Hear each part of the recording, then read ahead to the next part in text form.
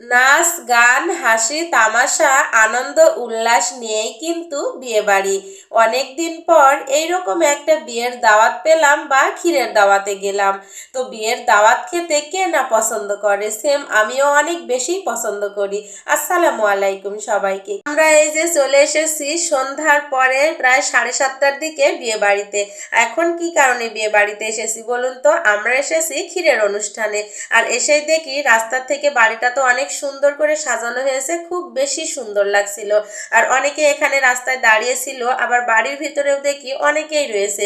আর এইটাই হলো বিয়ে বাড়ি। এখানে তো অনেক লোকজন আছে। তো বিয়ে বাড়ি ওইটা, আর বিয়ের স্টেজটা সাজানো হয়েছে মানে ফাঁকা মাঠে আর কি।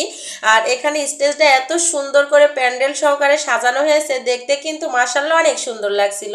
আর এসেই দেখি বর তো এখানে দাঁড়িয়ে ফটোশুট করছিল। এই যে বর, এটা কিন্তু সম্পর্কে আমাদের ছেলে হয়, আর আমি ছেলের চাচি হই। তো আমরা ছেলের মুখে ক্ষীর দেওয়ার জন্যই কিন্তু বিয়ে বাড়িতে এসেছি। আর এসেই দেখি সব সুন্দরীরা এখনো রেডি হয়নি, সবাই সাজুগুজু নিয়ে ব্যস্ত, এখনো ক্ষীরের অনুষ্ঠানটা শুরুই হয়নি। আমাদের চুয়াডাঙ্গাতে কিন্তু সন্ধ্যার পরেই ক্ষীরের অনুষ্ঠানটা শুরু হয়, কিন্তু এখানে এসে দেখে একদমই ব্যতিক্রম, এরা লেট করে ফেলেছিল। তো আমরা গিয়েছিলাম 7:45টার মতো ওই টাইমে। তো এখন প্রায় 8:30 বেজে গিয়েছে, এখানে দাঁড়িয়েছিলাম। আর এই দেখো আমি, আমার কি অবস্থা, কারণ আমি সারাদিন রোজা রেখে ইফতার করে মাগরিবের নামাজ পড়ে চলে এসেছি ক্ষীর দেওয়ার জন্য। আর এইদিকে সাথে এসেছে আমার যা, এই যে আমার ভাসুরের ছেলে, আর তানহা বাবু তার কোলে আছে।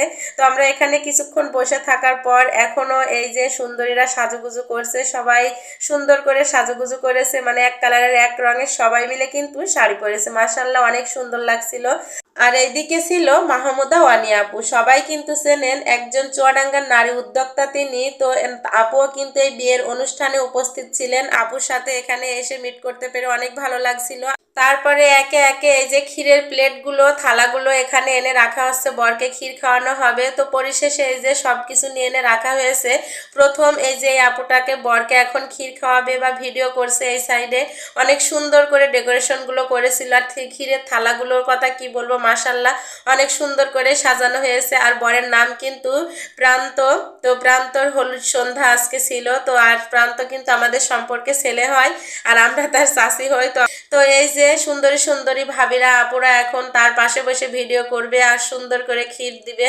তো মাশাআল্লাহ অনেক ভালো লাগছিল। তো একে একে এই যে সবাই চলে এসেছে। তারপরে তাসিন আর ফাবিহা। তাসিন তো কিছুতেই যাবে না, ভাইয়ের পাশে বসে ক্ষীর খাওয়াবে না। তো আমি তাকে বলেছিলাম তুমি যাও, ক্ষীর দিতে হবে না, তো একটু ছবি তুলে আর ভিডিও করে চলে আসবা। তো এই কারণে যে ভিডিও করা শেষ হয়েছে, তখন ওই যে টাকাটা দিয়ে সে কিন্তু চলে আসতেছে। তো তার ভাইয়া বলছে ক্ষীর দাও, ও লজ্জা করে দিইনি। যাই হোক, তারপরে এই যে তানহা হুমাম ওরা একটু ভিডিও করে নিল।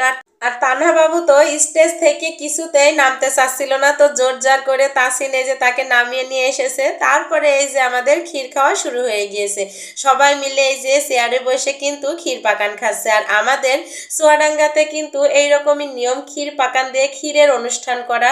তো এই যে যাদের দাওয়াত দিয়েছে তাদের কিন্তু ক্ষীর পাকানি খাওয়ানো হয়। এখন এই যে সবাই মিলে কিন্তু চেয়ারে বসে খাচ্ছে।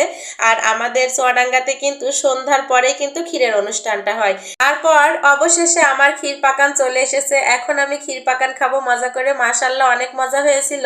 তো এই ছিল আমার চুয়াডাঙ্গার ক্ষীরের অনুষ্ঠান। কেমন লাগলো আপনাদের কাছে অবশ্যই কমেন্ট করে জানিয়ে যাবেন। ভালো লাগলে আমার পেজে ফলো দিয়ে পাশে থাকবে।